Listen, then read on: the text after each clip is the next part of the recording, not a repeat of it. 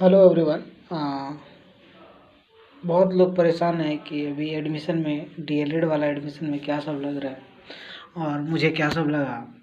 मैं जो मुझे जितना लगा डॉक्यूमेंट और जितनी कंप्लीट जानकारी मेरे पास है, मैं वो आपको साझा करता हूँ। तो देखिए, अभी फर्स्ट लिस्ट का अलाउट हुआ है, तो फर्स्ट लिस्ट में अगर आपका नाम आया है तो आप 18 तक एडमिशन करवा लें जाके अपने जो कॉलेज अलॉट हुआ है उसमें।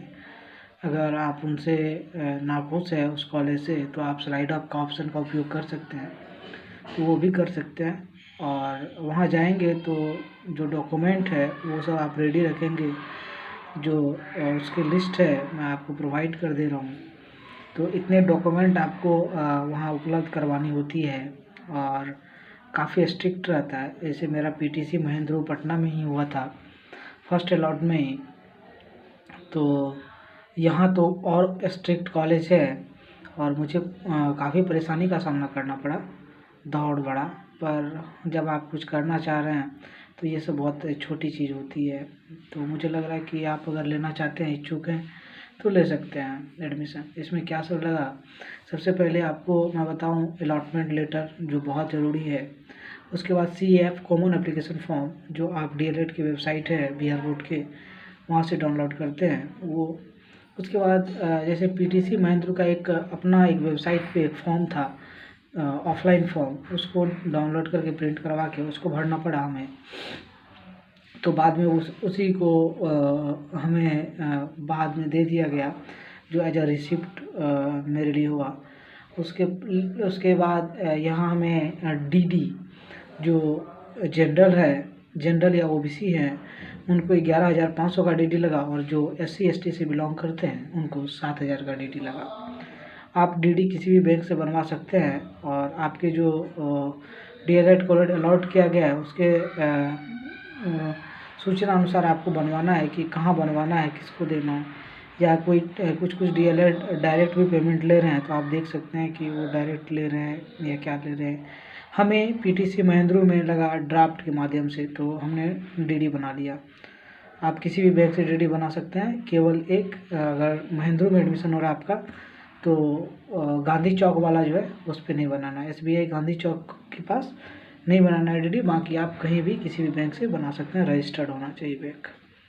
उसके बाद मेडिकल सर्टिफिकेट, आप किसी भी रजिस्टर्ड मेडिकल से किसी भी रजिस्टर्ड डॉक्टर से आप मेडिकल सर्टिफिकेट बनवा सकते हैं।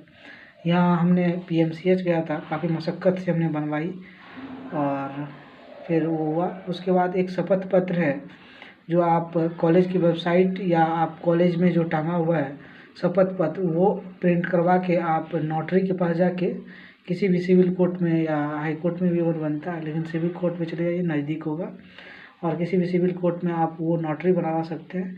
उसके बाद आपने जो क्वालिफ़िकेशन डाला है और आपके पास जो जो क्वालिफ़िकेशन है, जैसे आपने ग्रेजुएशन करा है तो ग्रेजुएशन के मार्कशीट और सर्टिफिकेट, ओरिजिनल सर्टिफिकेट वो।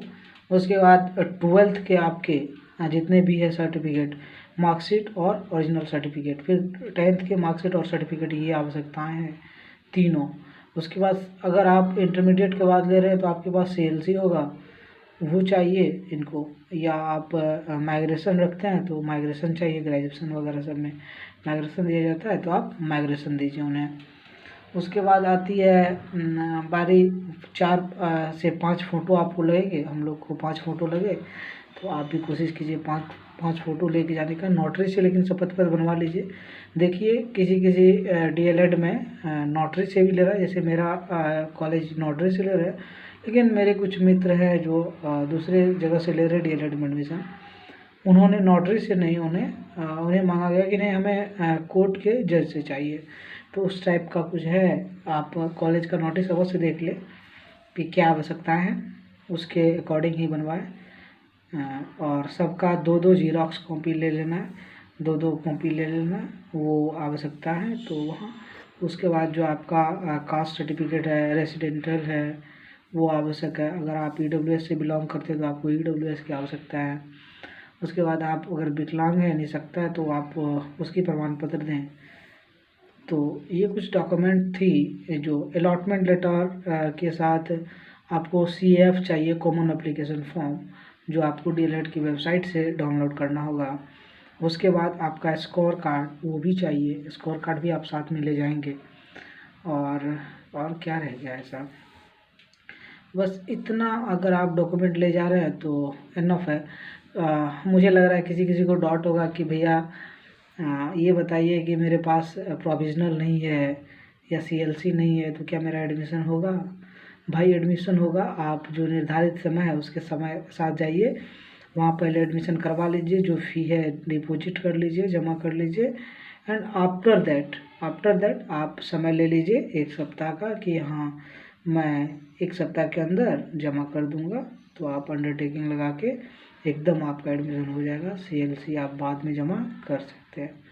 Thank you. और कोई भी डाउट हो तो आप बेझिझक लिख सकते हैं नीचे, और मैं कोशिश करूँगा कि सबको जितना हो सके, जितना मुझे जानकारी है उस अकॉर्डिंग आपको बता पाएँ। Thank you and God bless you.